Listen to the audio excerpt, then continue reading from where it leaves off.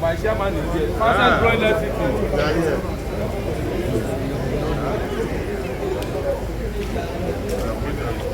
Mr. Governor!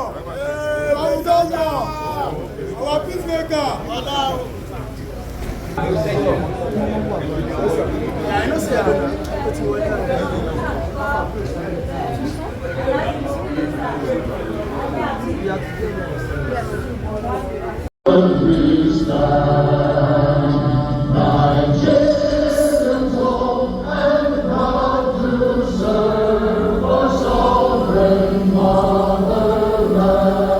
Or your state anthem.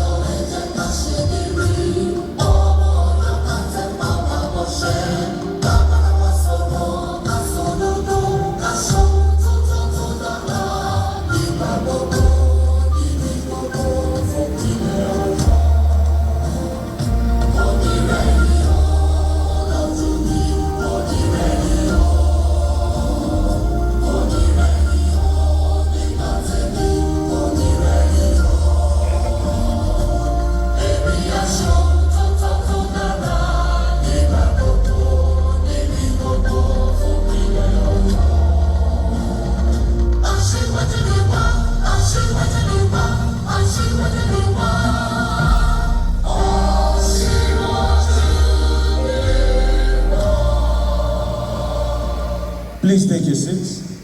And it's not unusual that we're right on UI campus. This same Oyo State gave Nigeria its first television station, today's NTA Ibadan, the first skyscraper, Cocoa House, and one of the earliest modern stadiums, even in the world. So as we look ahead to the next 50 and plus years, may we build on this legacy with renewed purpose and, of course, shared prosperity and inclusive growth for all people.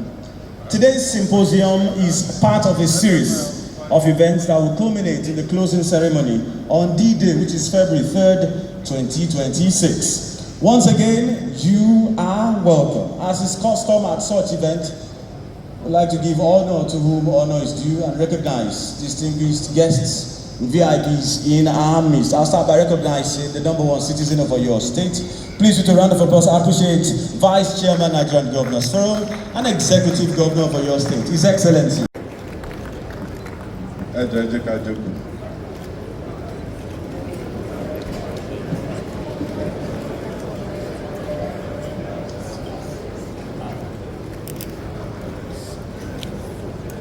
Your Excellency, the Deputy Governor of your state, Barrister Abdurrahim Adebayo Lawal. Your Excellency, the former First Lady of Oyo State, Alaja Mutiat Ladoja. Your Excellency, the former Deputy Governor of Oyo State, Engineer Hamid Gadamasi. The Honorable Speaker, Oyo State House of Assembly, Right Honorable Adebo Ogundoyi. And let me use the opportunity to recognize all other honorable members of Oyo State House of Assembly that are present here. The Chief Judge of Oyo State, Honorable Justice Yabo Yorima. Also, let me use Your Lordship to recognize other honorable judges of Oyo State Judiciary that are present here. The chairman, Oyo State at 50 Committee, Honorable Said Akinade Fidabi, and other distinguished committee members, the Secretary to the State Government, and a panelist used his position to give himself more time. And also, he harassed Professor Olaniyan and also Professor Garba. Don't mind him. The head of service, Mrs. Olubumi Oli, MNI, the Deputy Chief of Staff, Honorable Adeyinka Adeniyi Bibiri. Our traditional rulers, Ejendo Olubon, to recognize our royal fathers and paramount chiefs that are here. Mo kí yín o, kábíyèsí, gbogbo ẹ̀yin orí adé ọ̀run lẹ̀kẹ̀, mo kí yín. Olóyè àgbà Akinade Fidabi, mo kí yín. Our service commanders, thank you for always there for us. Honorable commissioners in the cabinet of Oyo State government here present. Chairman of Oyo State Elders Council, Baba Dr. Sakabalogu, Mokinyo, and I believe the co-chairman also, Elder Wale Yelese, and we are one big Mokinyo. Chairman of local government areas in Oyo State here present. Other political functionaries of Oyo State here. Permanent secretaries, heads of non-ministerial departments and agencies. The keynote speaker for this epoch-making event, Professor Olu Ajakaye, you are duly recognized, sir. Other distinguished panelists and moderators, Professor Olanrewaju Olaniyan, Professor Kese Garba, Professor Dikrula Yagoyaju, Dr. Durodola Ogwenston, and our own SSG, Professor Musula Babatunde. Thank you for adding intellectual color to this event. Distinguished heads of federal agencies, tertiary and research institutions here present. Baba Abayo Yero, one lot of events in Moki. Other eminent personalities here present. Principals of secondary schools across Oyo State are here. Corporation, members of the National Youth Service Corps, and members of Student Representatives Council of Tertiary Institutions. You are duly recognized. Distinguished invited guests, gentlemen of the press, ladies and gentlemen. Well, let me use this opportunity to say thank you to the people of Oyo State. Yesterday we had a carnival and they came out to celebrate their state. You are not celebrating Seyi Makinde. Maybe when I turn 60. And you know that time I won't be governor anymore. So until mo bá rí nígbà yẹn mo ẹgbọ́ rẹ̀ Seyi Makinde ni.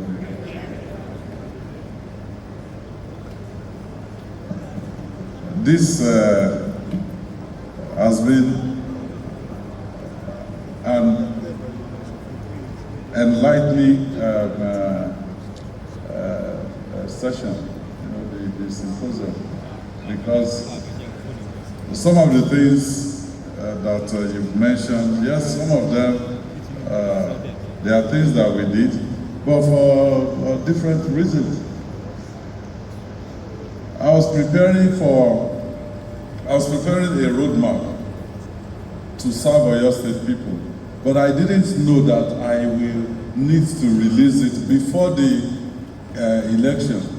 And I didn't know that I will have to ask Oyo State people to hold me accountable on that roadmap.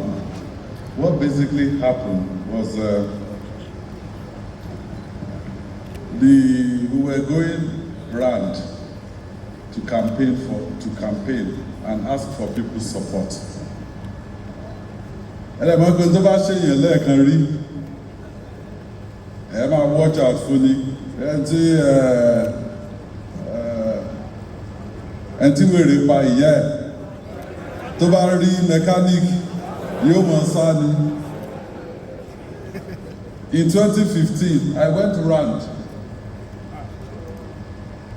to seek for people's support, and they kept telling me, no, your time is 2019. I said, I want to do something for the people.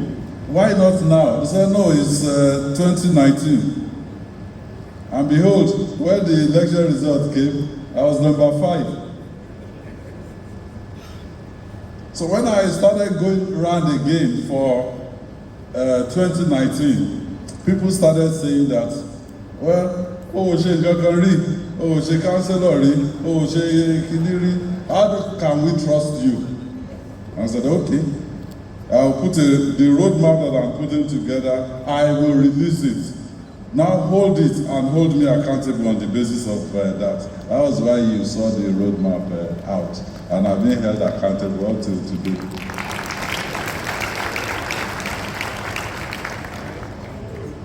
But one thing I like to say, sir, is that yes, we prepared the roadmap for accelerated development of Oyo State 2019 to 2023. And we followed the roadmap, and we were confident that we followed the roadmap. That was why, for our second tenure, we prepared another roadmap for sustainable development of Oyo State 2023 to 2027. And in there, we went back to the first roadmap and we gave the report. All the things that we said that we were going to do, and we saw that we did over 75% of what we put in the initial roadmap. So before we leave, we're starting also to prepare another roadmap. It's a roadmap for continued development of Oyo State 2027 and beyond. So Agenda 2040, all of the things that will serve the people of Oyo State for the next 50 years, we will put it in there and we will circulate it.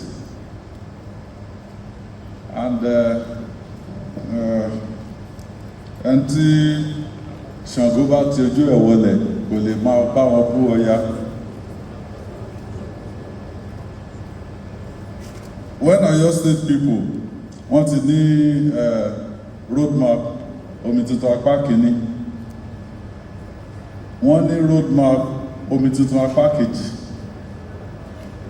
omi tuntun apá kẹta tó ń lòdù lọ́wọ́, tá bá fún wọn ní roadmap yẹn, kẹ́nìkan wá lóhùn ò ní ṣe. Oyo State people will not agree. Me, I know that. I'm just a good contest. Ẹ farabalẹ̀, màá lọ náà ni kò sí.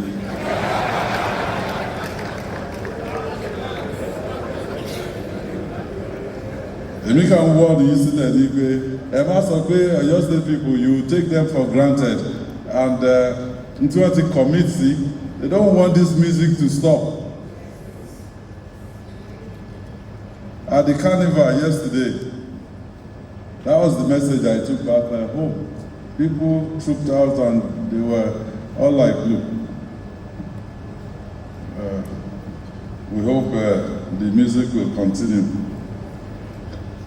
The other thing that came from this discussion is about strong institutions. We're talking about strong institutions. Yes, we don't want strong individuals in Oyo State. Yes, we do want strong individuals. We don't want leadership that will not be able to take decisions and stand by those decisions. Yes, we want strong and committed leadership, but we also would like that leadership to be supported by strong institutions. And I always say that this administration, at the end of the day, will be supported to create the institutions that will guarantee good governance in Oyo State, well beyond the tenure of this administration. So we've been creating institutions. But like we know in politics, people may come, they control the state assembly, they can change some of the rules, some of the laws. It's possible. So we have to be vigilant. We've created a Oyo State Anti-Corruption Agency, Rule of Law Agency, anti-land grabbing.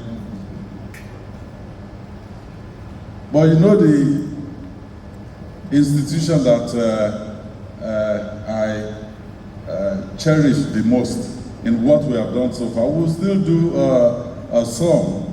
We'll still create more institutions, and I will announce it in my speech at the grand finale. But among the institutions that we've created so far, the one that I cherish the most is the Oyo State Mobilization Agency for Socio-Economic Development.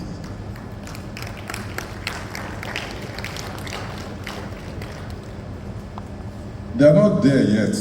I mean, we created the New Towns and Cities Development Authority because we want a situation where in Oyo State, there must be areas that should be first world. When you go there, it should be like a first world environment. The only environment that is very close to it is this university campus that we're on, University of Ibadan. Is the closest to a first world environment. You know why? Except I'm wrong. You come into UI, they have a central power system. It's not a generator in every house. In Ibadan today and in Oyo State, where you have where you pay the most for land is inside Kolako Ishola. I have a place inside that place. We don't have, of course, we have central power system, but every house has its own generator. I don't think it's the same in UI. You can correct me. Secondly, every house has generator. Our lecturer has one generator. They will expect the authorities to provide power. They have central water system. In Kolako Ishola, no central water system. Every house has its own borehole. In UI, you have fiber optics, communication network. And most importantly to me, except it has broken down, in UI, they used to have a central sewage system. It's a first world environment. Central sewage system in Oyo Governor's Lodge in Asokoro in Abuja, and all other governors' lodges in there. Everybody has a septic tank, even in Asokoro. I'm sure it's the same in Aso Rock. I don't have.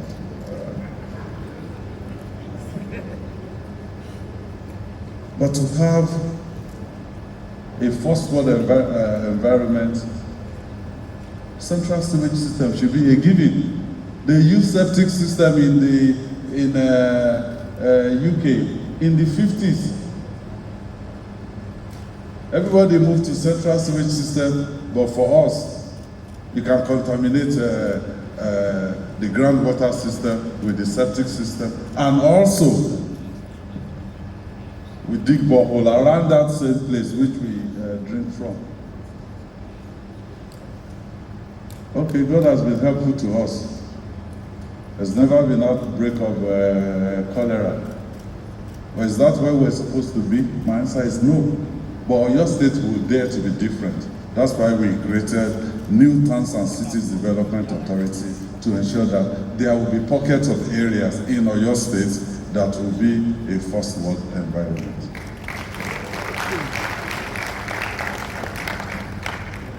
So HomeSide is the agency to mobilize the people of Oyo State towards expansion of our economy and socio-economic development.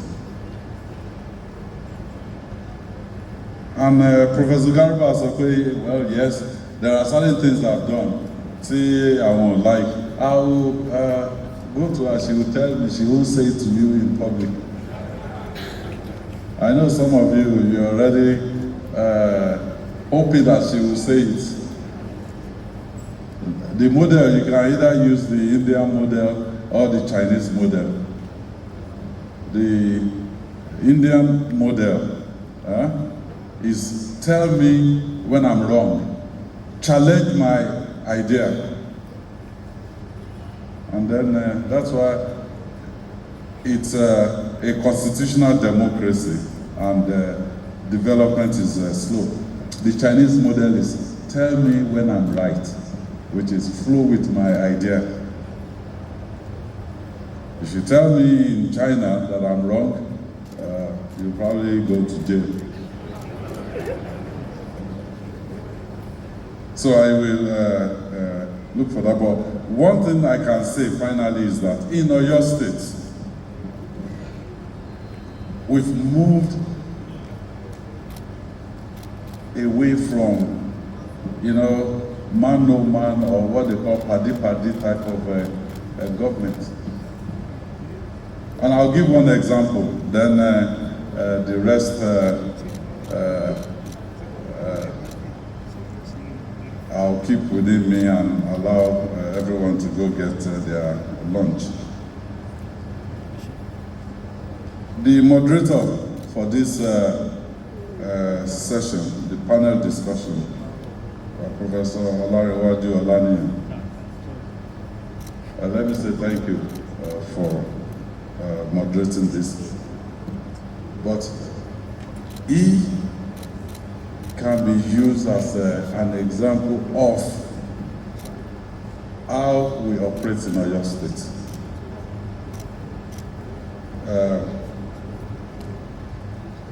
Professor Olarewaju Olaniyan, in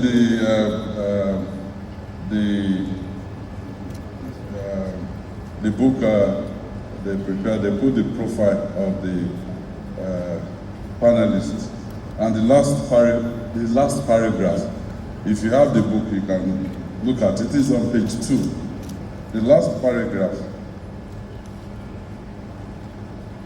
says that Professor Olarewaju was educated at the University of Ibadan, where he obtained Bachelor of Education, first-class honors, Educational Management and Economics, and PhD Economics from Ibadan. He is presently the Vice Chancellor of Emmanuel Alayande University of Education, Oyo State. Did we put square peg in round hole? Actually, no. We have put square peg in square hole. And Prof did not come to lobby me. I took this decision.